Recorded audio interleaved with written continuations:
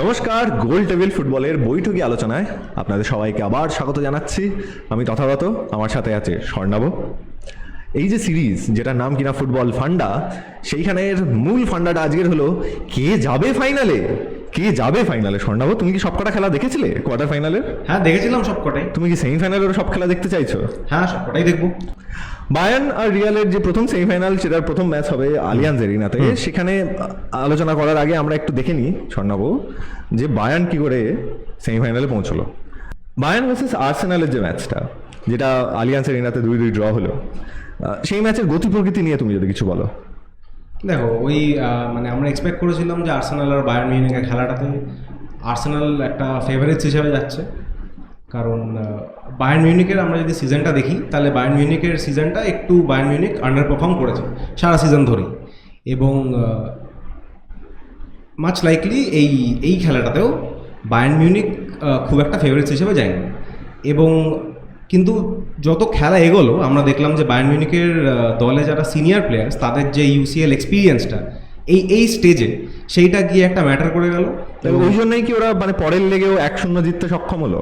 হ্যাঁ হ্যাঁ, কারণ আর্সেনালের টিমটা রিলেটিভলি অনেক নতুন, এবং আর্সেনালের ম্যানেজারটাও নতুন, কম্পারেটিভলি টমাস টুশেলের থেকে।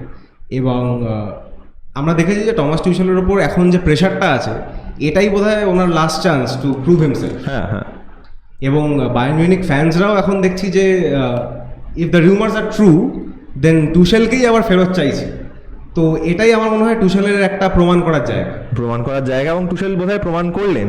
কারণ অনেকেই ভেবেছিল যে আর্সেনাল হয়তো ট্যাকটিক্যালিও এই ম্যাচটা এগিয়ে থাকবে, কারণ আর্টেটা প্রিমিয়ার লিগে জেতার জন্য, আর্সেনাল প্রায় 20 বছর বাদে প্রিমিয়ার লিগে জেতার জন্য লড়াই করছে।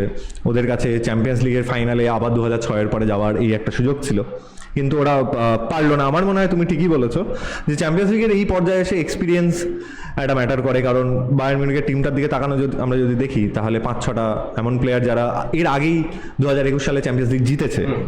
সেই অর্থে আর্সেনালের সেরকম বলতে উইনিং মেন্টালিটিওয়ালা প্লেয়ারদের নেই অতটা।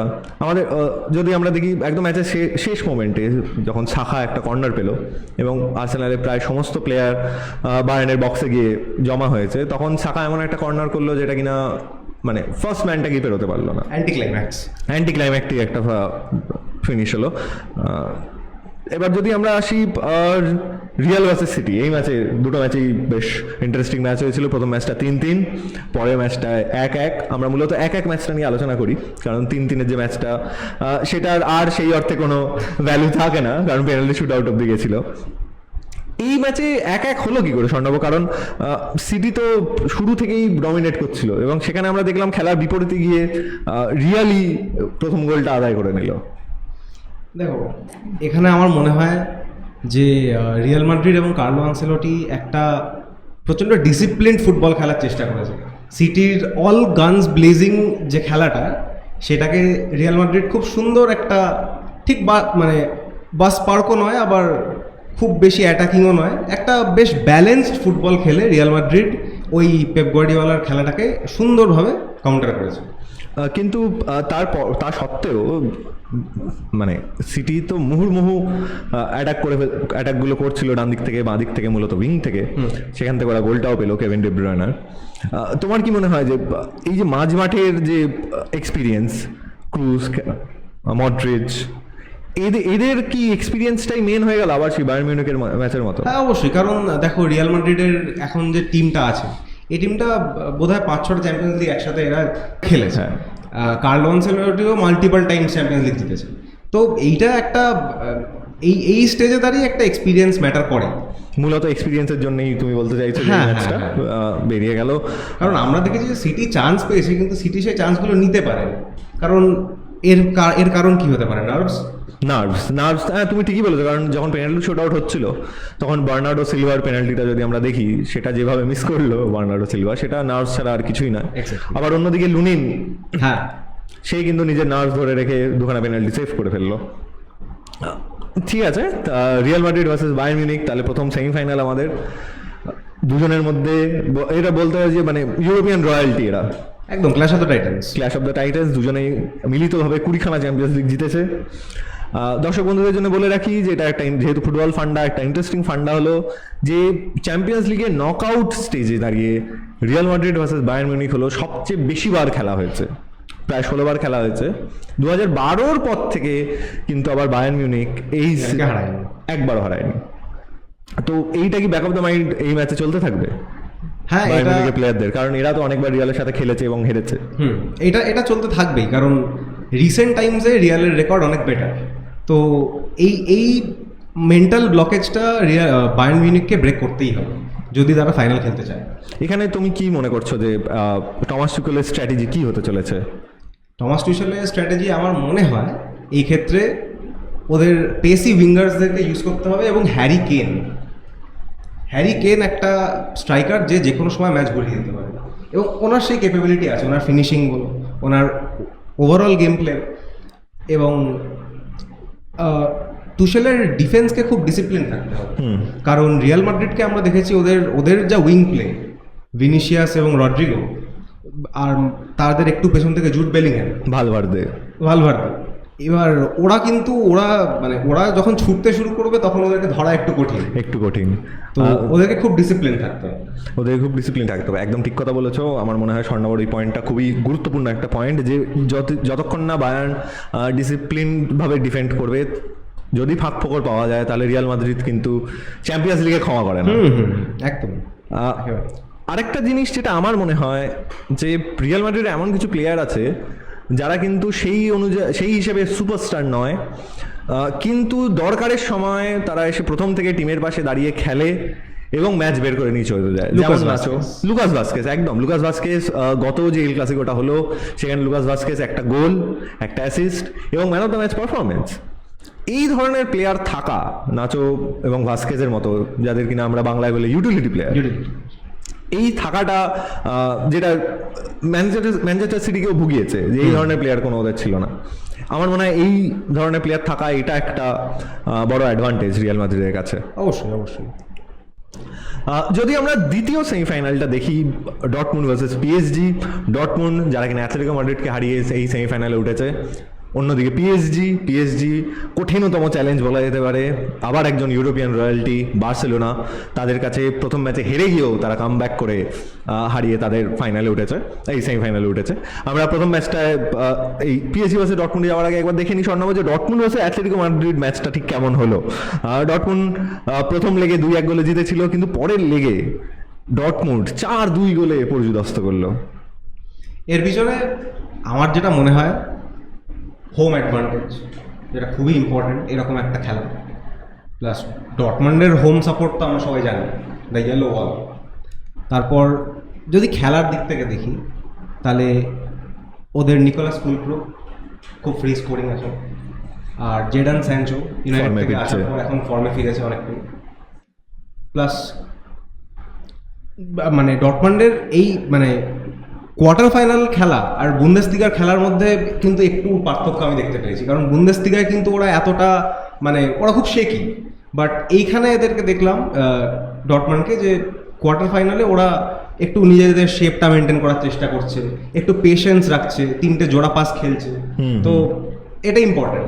আমার মনে হয় যে তুমি একটা খুব গুরুত্বপূর্ণ পয়েন্ট বলেছো, কারণ ডর্টমুন্ডের মিডফিল্ড সাবিৎসার এবং এমরে চ্যান, এরা দুজন কিন্তু বেশ নির্ভরযোগ্য একটা নির্ভরযোগ্য একটা জায়গা দিচ্ছে ডর্টমুন্ডকে মাঝমাঠে, যেটা অ্যাথলেটিকো মাদ্রিদের এগেনস্টেও যখন 2-0 জেতার পরেও যখন অ্যাথলেটিকো মাদ্রিদ 2-2 কামব্যাক করলো, তখন কিন্তু এই মিডফিল্ড থেকেই 2টো গোল এলো।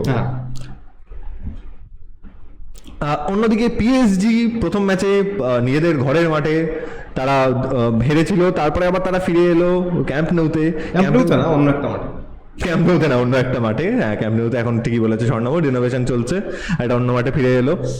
কি আমরা ফিরতি লেগের কথাটা যদি বলি, কেরম কি মনে হয় যে ম্যাচের টার্নিং পয়েন্ট কোনটা? রেড কার্ড, আরাউহোর রেড কার্ড। ওইখানে যদি আমি পিএসজির এগেনস্টে, পিএসজির যে অ্যাটাক, ওখানে যদি আমি একটা ম্যান ডাউন হয়ে যাই, তাহলে এটা আমার ডিসঅ্যাডভান্টেজ তো বটেই। তোমার কি মনে হয় ওটা রেড কার্ড ছিল? ডাইসি, কারণ 50-50 এটা আমার মনে হয়, কারণ না দিলেও পারতো, আবার দিয়েছে যখন কিছু না বলাও যাবে না। আমার কিন্তু মনে হয় সেই অর্থে যে ফুটবলের রুল বুক অনুযায়ী যদি দেখা হয়, তুমি ওখানে লাস্ট ম্যান, তুমি ওরমভাবে অ্যাটাকিং প্লেয়ার, তোমার সামনে কেউ নেই, তুমি তাকে ওরমভাবে ফাউল করতে পারো না। যেটা কিনা গুন্ডোগান যখন তাকে পোস্ট ম্যাচ ইন্টারভিউতে জিজ্ঞেস করা হলো, গুন্ডোগানও বলছিল যে আমি যদি আরাউগোর জায়গায় থাকতাম তাহলে আমি ওখানে আমার গোলকিপারের উপরে ভরসা করতাম। এবং পরবর্তীকালে কানসেলো যে পেনাল্টিটা খাওয়ালো, সেই পেনাল্টির সময়ও গুন্ডোগান বলছে যে আমি ওই রকম হার্শ ট্যাকেল কমিট করতাম না। এবার গুন্ডোগান আমরা সবাই জানি প্রচণ্ড পরিমার্জিত ভদ্র একজন খেলোয়াড়, তিনি যখন এসে বাইরে এসে এই ধরনের কথা বলেন তাহলে বুঝতেই হবে যে গোটা টিম কতটা বিরক্ত এই ধরনের ফাউল প্লেগুলো নিয়ে। হ্যাঁ, কারণ দেখো, আমি চ্যাম্পিয়ন্স লিগ কোয়ার্টার ফাইনাল খেলছি যেখানে আমার টিম এগিয়ে আছে, সেখানে আমাকে তো একটু বুদ্ধি দিয়ে খেলতেই হবে, সেখানে আমি র্যাশ হতে পারি না। এখানে আমরা যদি এগিয়ে যাই সেমিফাইনালের কথায়, ডটমুন্ড আর পিএসজির মধ্যে, কি মনে হচ্ছে স্বর্ণাভ, খেলাটা কেমন হবে? খেলাটা আমার মনে হয় খুবই ওপেন খেলা হবে এবং রিয়াল বায়ার্নের থেকে বেশি ইন্টারেস্টিং খেলা হবে। এই খেলাটার দিকে স্পটলাইট অল্প, কিন্তু আমার মনে হয় কিলিয়ান এমবাপ্পের কাছে এটা লাস্ট সুযোগ কিছু প্রমাণ করা যে আমি পিএসজি নিয়েও চ্যাম্পিয়ন্স লিগটা জিততে পারি। পিএসজি নিয়ে চ্যাম্পিয়ন্স লিগটা উনি একবার ফাইনাল খেলেছেন, কিন্তু পরে দুর্ভাগ্যবশত 1-0 গোলে হেরে গেছিল। আমার মনে হয় যে ডটমুন্ড আর পিএসজির এই ম্যাচটা ডিসাইড করবে হলো কার ডিফেন্স বেশি শক্ত। একেবারে, কারণ ডটমুন্ড, হ্যাঁ বলো। হ্যাঁ, কারণ হচ্ছে যে এখানে যারা দুটো টিম খেলছে তাদের দুটো টিমের উপর স্পটলাইট এতটাই কম, বা রিয়াল বায়ার্নের খেলাটার ম্যাগনিটিউডটা এতটাই বড়, এই খেলাটা একটা শো স্টপার হওয়ার ক্যাপাবিলিটি আছে। এবং আমাদের এই শো স্টপার হওয়ার মতো প্লেয়ারের অভাব নেই দুটো টিমে। জিডান স্যানচো আছে, বা ডেম্বেলে আছে, সবথেকে বড় কথা এমবাপে আছে। এমবাপে এই সময় ফর্ম অফ হিস লাইফে 42 ম্যাচে 51টা গোল প্লাস অ্যাসিস্ট, গোল ইনভলভমেন্ট, যেটা প্রায় মানে এই মুহূর্তে সেটা নিয়ে অতটা আলোচনা হচ্ছে না, তার কারণ এমবাপে পিএসজিতে খেলে, ফ্রেঞ্চ লিগে আছে। এবং আরেকটা কথা বললে চলবে না, ডটমন্ডের মিডফিল্ডটা, সেই ডিপার্টমেন্টটা কিন্তু ওরা পিএসজির থেকে বেশি স্ট্রং। আবার অ্যাটাকিং এ পিএসজি আবার একটু স্ট্রং, ডিফেন্স দুজনেরই একটু শেকি। এই পিএসজি যে টার্ন অ্যারাউন্ড করলো বার্সেলোনার ঘরের মাঠে গিয়ে, এর পিছনে কি তোমার মনে হয় যে লুইস এনরিকের ভূমিকা আছে কোনো? হ্যাঁ, লুইস এনরিকের ভূমিকা তো আছেই, কারণ আমরা দেখেছি যে পিএসজিতে এর আগে যারাই এসছে তারা এমবাপেকে কোনো মতেই ড্রপ করার ডিসিশনটা নিতে পারেনি, কিন্তু আমরা দেখেছি লুইস এনরিকে যখন তাদের কোচ হয়ে আসেন তখন উনি এটা এস্টাবলিশ করতে পেরেছে যে উনি ফাইনাল বস, ওনার কথা মতনই হবে। এবং আমরা দেখেছি এমবাপেকে লিগ ওয়ানের কয়েকটা খেলাতে উনি রেস্ট দিয়েছেন, এবং চ্যাম্পিয়ন্স লিগের খেলাতেও এমবাপেকে কেন্দ্র করে খেলাটা হচ্ছে না। এমবাপেকে কেন্দ্র করে খেলাটা না হলেও এমবাপে কিন্তু এই মুহূর্তে চ্যাম্পিয়ন্স লিগের টপ স্কোরার 8 গোলে। সুতরাং এই ম্যাচে এমবাপে কি করবে সেটার উপরে অনেকটা বোধহয় ডিপেন্ড করবে ম্যাচের ফাইনাল রেজাল্ট, নাকি? হ্যাঁ, তোমার কি মনে হয় যে এমবাপে এই ম্যাচে মাঝখান দিয়ে স্টার্ট করবে না বাদিক দিয়ে স্টার্ট করবে? কারণ ওদের পিএসজির গঞ্জালো রামোস আছে, যেও কিনা অনেক গোল করেছে লিগাতে। না, আমার মনে হয় এমবাপে মাঝখান থেকেই স্টার্ট করবে, কারণ বার্কোলার যা পারফরমেন্স তুমি দেখলে, আমার মনে হয় যে বার্কোলাকে আর বসানো যাবে না। আমরা দেখে নেব। তুমি একটা ছোট্ট খেলা খেলি তোমার সাথে, তুমি এই দুটো ম্যাচের একটু প্রেডিকশন বলো তো। প্রথমে তোমার কাছে জানতে চাই যে তোমার কি মনে হয় রিয়াল ভার্সেস বায়ার্ন কে জিতবে? রিয়ালের স্কোয়াডের যে এক্সপিরিয়েন্স প্লাস কার্লো আনচেলটি, আমার মনে হয় রিয়াল বেরিয়ে যাবে, মানে ফাইনালে উঠবে।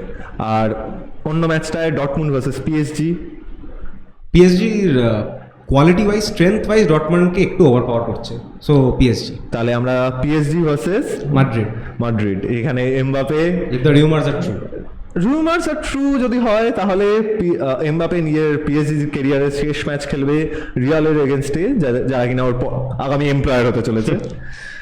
এরকম একবার হয়েছিল 2009 সালে, ক্রিস্টিয়ানো রোনাল্ডো লাস্ট ম্যাচ খেলেছিল বার্সেলোনা এগেনস্টে, যদিও সে বার্সেলোনায় ছিল। আপনারা আমাদের সঙ্গে থাকুন, আমাদের দেখতে থাকুন। আমরা সেমিফাইনালের পরে আপনাদের কাছে আবার ফিরে আসবো, ফাইনালের পরে আবার ফিরে আসবো, ফাইনালের আগেও ফিরে আসবো। এছাড়া আমাদের যে ইতিহাসের সিরিজটা হচ্ছে সেটাও খুব শিগগিরই ফিরে আসবে পেনাল্টিমেট এপিসোড নিয়ে এই সিজনের। আপনারা দেখতে থাকুন, আমাদের সঙ্গে থাকুন, লাইক, শেয়ার, সাবস্ক্রাইব করুন। আমাদের সমস্ত সোশ্যাল মিডিয়া হ্যান্ডেলগুলোর লিঙ্ক ডেসক্রিপশনে পেয়ে যাবেন। এই ম্যাচের, এই সেমিফাইনাল ম্যাচ দুটোর কি স্কোর হতে চলেছে সেই প্রেডিকশনটা অবশ্যই আপনাদের জানাবেন। যদিও এখানে বাংলার এবং ভারতীয় ফুটবলের কোনো যোগাযোগ নেই, কিন্তু আমরা একটা বাংলা পডকাস্ট চ্যানেল, সেই জন্যে বাংলা এবং ভারতীয় ফুটবলের জয় হোক।